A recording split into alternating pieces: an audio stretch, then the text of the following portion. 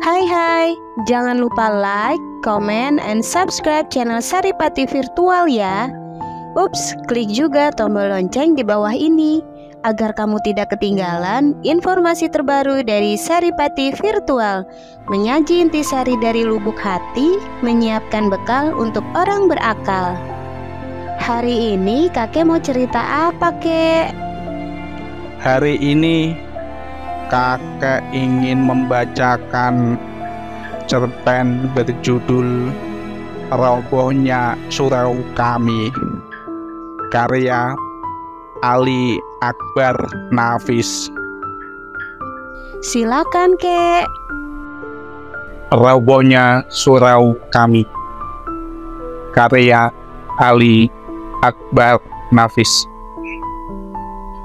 Kalau beberapa tahun yang lalu Tuan datang ke kota kelahiranku dengan menumpang bis, Tuan akan berhenti di dekat pasar. Maka kira-kira sekilometer dari pasar akan sampailah Tuan di jalan kampungku. Pada simpang kecil ke kanan, simpang yang kelima, membeloklah ke jalan sempit itu. Dan di ujung jalan nanti akan Tuan temui sebuah surau tua. Di depannya ada kolam ikan yang airnya mengalir melalui 4 buah pancuran mandi. Dan di belataran kiri surau itu akan Tuan temui seorang tua yang biasanya duduk di sana dengan segala tingkah ketuaannya dan ketaatannya beribadah. Sudah bertahun-tahun ia sebagai garin penjaga surau itu. Orang-orang memanggilnya kakek. Sebagai penjaga surau, kakek tidak mendapat apa-apa. Ia hidup dari sedekah yang dituntutnya sekali sejumat. Sekali 6 bulan, ia mendapat 1/4 dari hasil pemungutan ikan emas dari kolam itu. Dan sekali setahun, orang-orang mengantarkan fitrah id kepadanya. Tapi sebagai garin, ia tak begitu dikenal. Ia lebih dikenal sebagai pengasah pisau, karena ia begitu mahir dengan pekerjaannya itu. Orang-orang suka minta tolong kepadanya, sedang ia tak pernah minta imbalan apa-apa. Orang-orang perempuan yang minta tolong mengasahkan pisau atau gunting, memberinya sambal sebagai imbalan. Orang laki-laki yang minta tolong memberinya imbalan rokok, kadang-kadang uang. Tapi yang paling sering diterimanya ialah ucapan terima kasih dan sedikit senyum. Tapi kakek ini sudah tidak ada lagi sekarang. Ia sudah meninggal dan tinggallah surau itu tanpa penjaganya. Hingga anak-anak menggunakannya sebagai tempat bermain, memainkan segala apa yang disukai mereka. Perempuan yang kehabisan kayu bakar sering suka mencopoti papan dinding atau lantai di malam hari. Jika Tuan datang sekarang, hanya akan menjumpai gambaran yang mengesankan suatu kesucian yang bakal roboh. Dan kerobohan itu kian hari kian cepat berlangsungnya. Secepat anak-anak berlari di dalamnya, secepat perempuan mencopoti pekayuannya. Dan yang terutama ialah sifat masa bodoh manusia sekarang yang tak hendak memelihara apa yang tidak dijaga lagi. Dan biang keladi dari kerobohan ini ialah sebuah dongengan yang tak dapat disangkal kebenarannya. Beginilah kisahnya. Sekali hari, aku datang pula mengupah kakek. Biasanya, kakek gembira menerimaku, karena aku suka memberinya uang. Tapi sekali ini, kakek begitu muram. Di sudut benar, ia duduk dengan lututnya, menegak menopang tangan dan dagunya. Pandangannya sayu ke depan, seolah-olah ada sesuatu yang mengamuk pikirannya.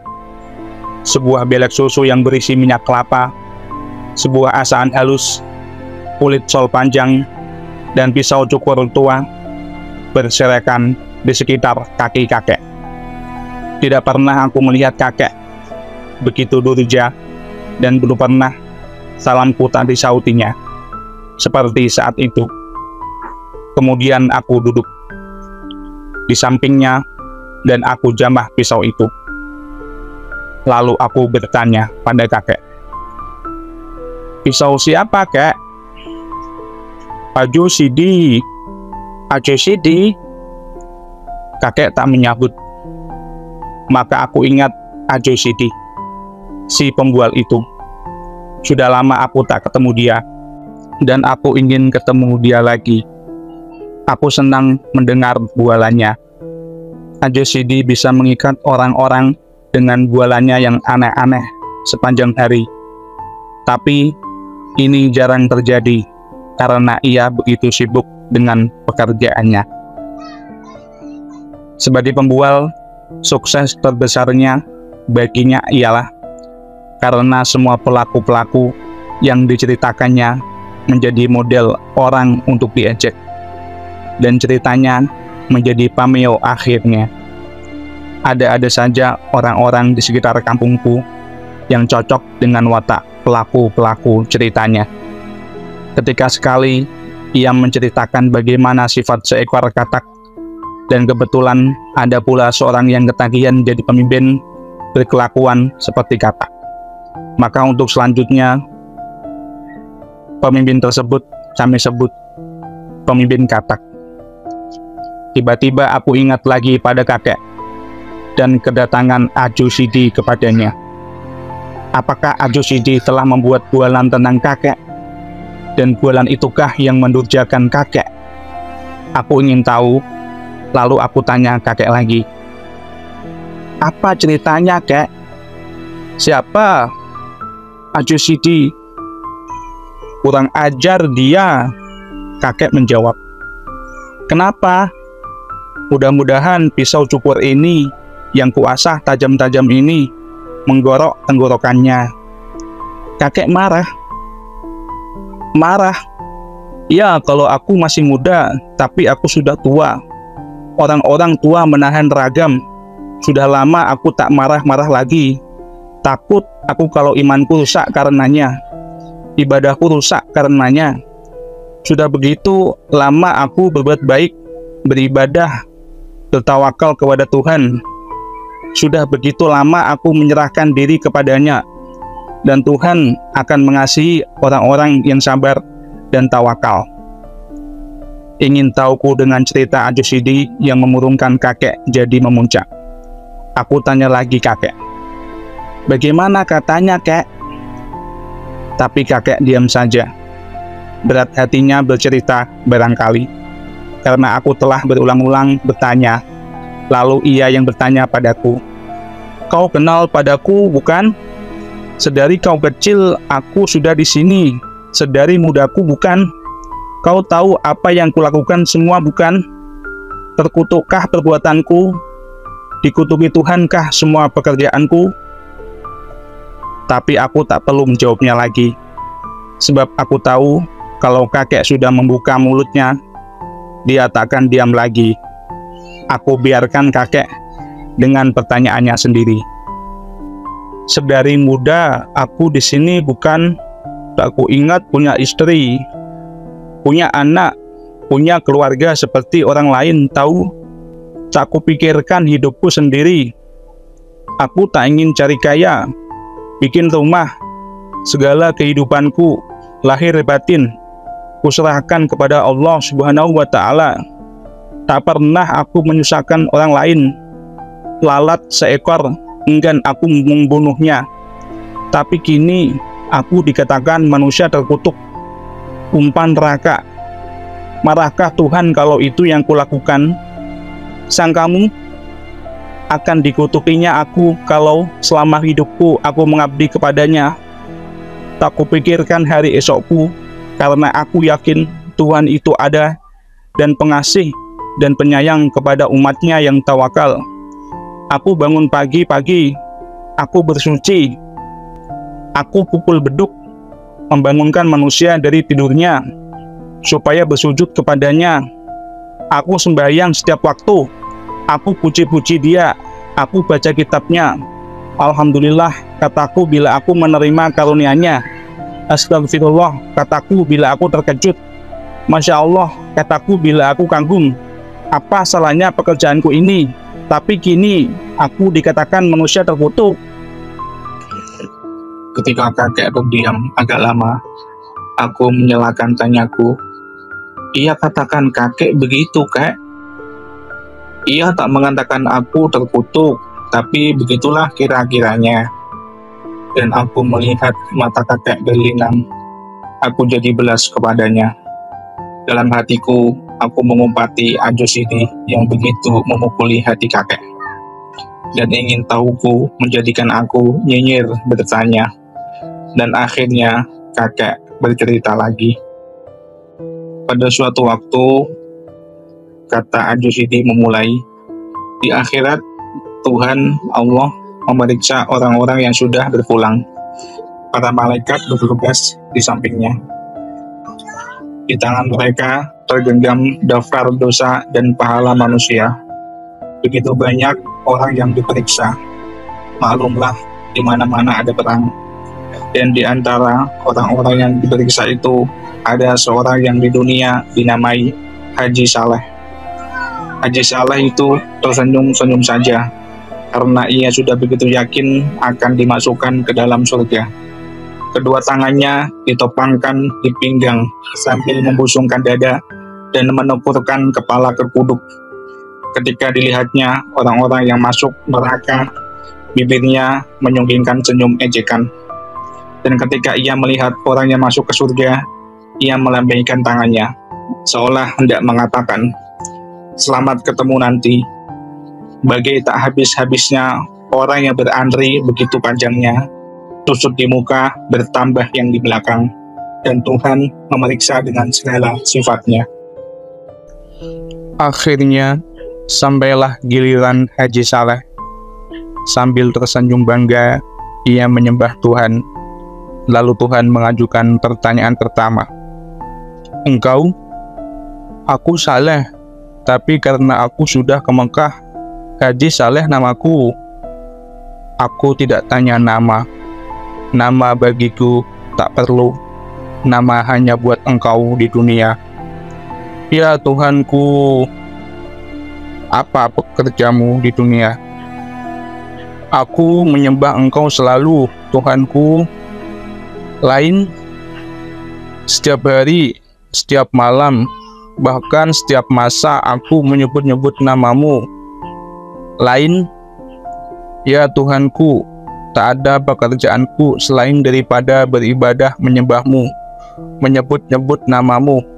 Bahkan dalam kasihmu, ketika aku sakit, namamu menjadi buah bibirku juga. Dan aku selalu berdoa, mendoakan kemurahan hatimu untuk menginsafkan umatmu. Lain, Haji Saleh tak dapat menjawab lagi.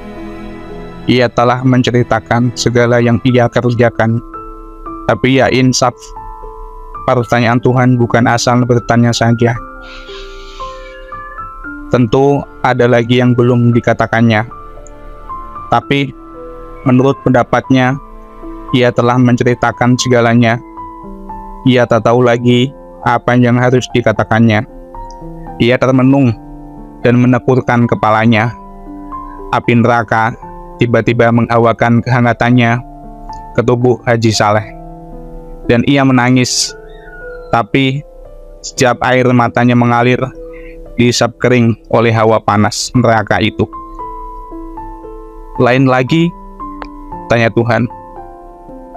Sudah hambamu ceritakan semuanya, oh Tuhan yang maha besar, lagi maha pengasih dan penyayang, adil dan maha tahu.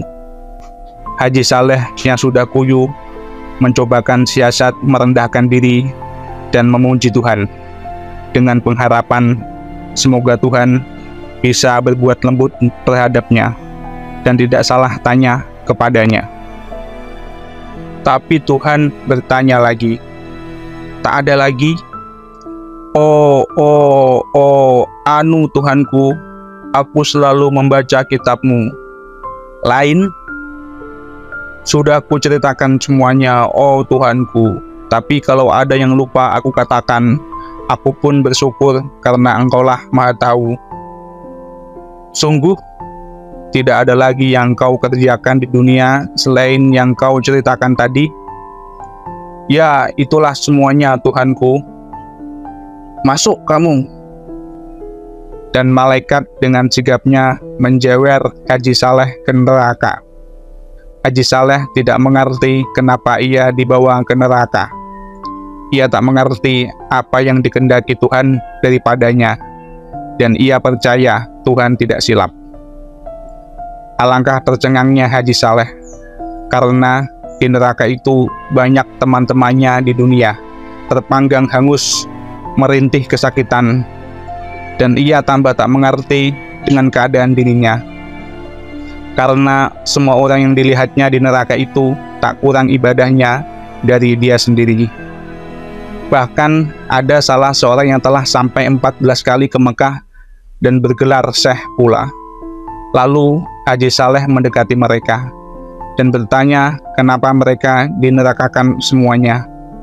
Tapi sebagaimana Haji Saleh, orang-orang itu pun tak mengerti juga. Bagaimana Tuhan kita ini? Kata Haji Saleh kemudian, bukankah kita disuruhnya taat beribadah, teguh beriman, dan itu semua sudah kita kerjakan selama hidup kita. Tapi kini kita dimasukkannya ke neraka. Ya, kami juga heran. Tengoklah itu, orang-orang senegeri dengan kita semua, dan tak kurang ketaatannya beribadah, kata salah seorang di antaranya. Ini sungguh tidak adil. Memang tidak adil, kata orang-orang itu mengulangi ucapan Haji Saleh. Kalau begitu, kita harus meminta kesaksian atas kesalahan kita. Kita harus mengingatkan Tuhan kalau Dia silap memasukkan kita ke neraka ini. Benar, benar, benar, sorakan yang lain membenarkan Haji Saleh. Kalau Tuhan tak mau mengakui kesilapannya bagaimana? Suatu suara melengking di dalam kelompok orang banyak itu. Kita protes, kita resolusikan, kata Haji Saleh. Apa kita perlu revolusikan juga? Tanya suara yang lain, yang rupanya di dunia menjadi pemimpin gerakan revolusioner. Itu tergantung kepada keadaan, kata Haji Saleh.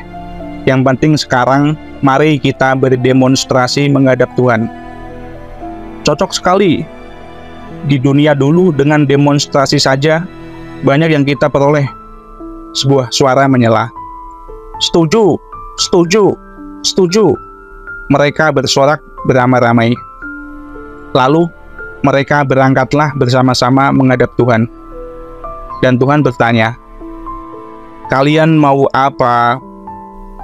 Haji Saleh yang menjadi pemimpin dan juru bicara tampil ke depan. Dan dengan suara yang menggeletar dan berirama rendah, ia mulai pidatonya. Oh Tuhan kami yang maha besar, kami yang menghadap-Mu ini adalah umat-Mu yang paling taat beribadah, yang paling taat menyembah-Mu.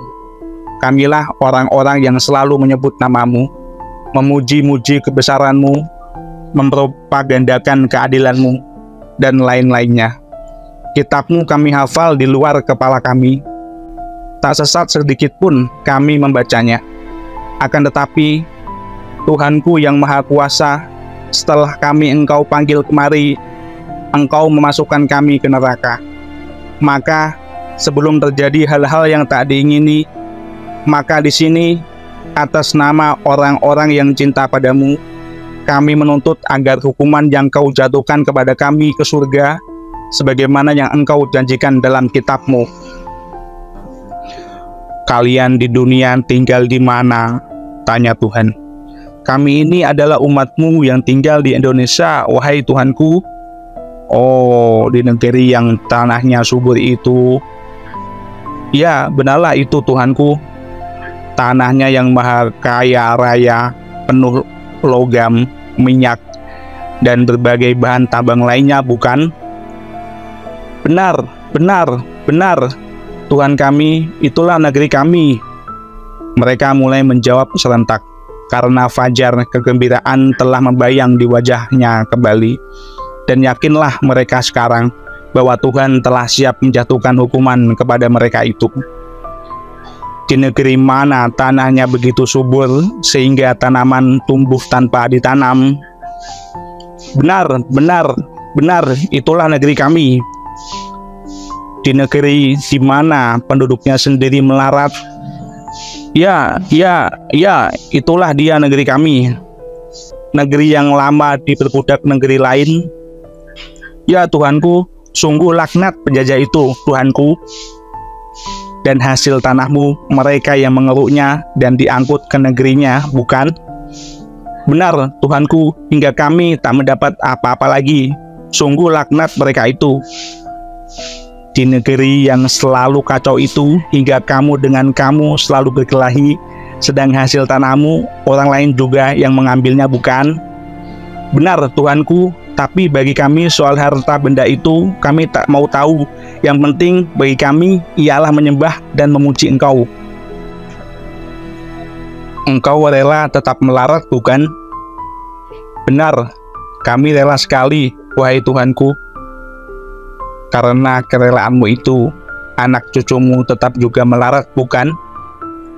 Sungguh pun anak cucu kami itu melarat, tapi mereka semua pintar mengaji.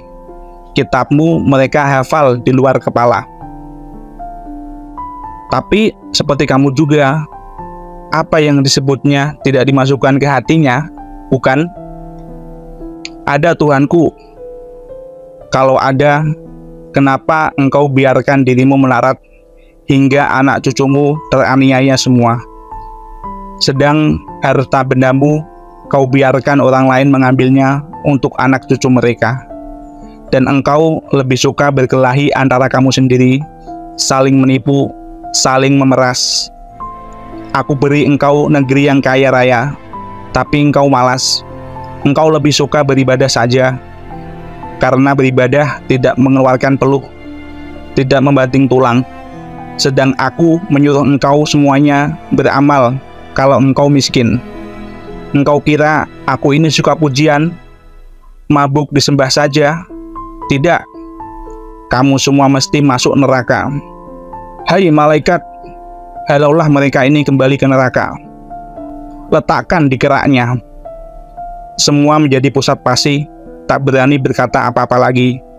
Taulah mereka sekarang apa jalan yang diridhai Allah di dunia. Tapi Haji Saleh ingin juga kepastian apakah yang akan dikerjakannya di dunia itu salah atau benar. Tapi ia tak berani bertanya kepada Tuhan. Ia bertanya saja pada malaikat yang menggiring mereka itu. Salahkah menurut pendapatmu kalau kami menyembah Tuhan di dunia? Tanya Haji Saleh. Tidak, kesalahan engkau karena engkau terlalu mementingkan dirimu sendiri. Kau takut masuk neraka, karena itu kau taat sembahyang. Tapi engkau melupakan kehidupan kaummu sendiri, melupakan kehidupan anak istrimu sendiri, sehingga mereka itu kucar-kacir selamanya. Inilah kesalahanmu yang terbesar, terlalu egoistis. Padahal engkau di dunia ini berkaum, bersaudara semuanya, tapi engkau tak memedulikan mereka sedikit pun. Demikianlah cerita Ajusidi yang kudengar dari kakek, cerita yang memurungkan kakek. Dan besoknya ketika aku mau turun rumah pagi-pagi, istriku bertanya, apa aku tak pergi menjenguk? Siapa yang meninggal? Tanyaku kaget. Kakek. Kakek? Ya, tadi subuh kakek kedapatan mati di suraunya dalam keadaan yang mengerikan sekali. Ia menggorok lehernya dengan pisau cukur. Astaga, Ajusidi punya gara-gara, kataku seraya cepat-cepat meninggalkan istriku yang tercengang-cengang. Aku cari Ajusidi ke rumahnya, tapi aku hanya berjumpa dengan istrinya saja. Lalu aku tanyai dia, Ia sudah pergi, jawab istri Ajosidi. Tidak ia tahu kakek meninggal? Sudah. Dan ia meninggalkan pesan agar dibelikan kain kafan buat kakek 7 lapis. Dan sekarang, tanyaku kehilangan akal, sungguh mendengar segala peristiwa oleh perbuatan Ajosidi yang tidak sedikit pun bertanggung jawab. Dan sekarang kemana dia? Kerja? Kerja? Tanyaku mengulangi hampa. Ya, dia pergi kerja.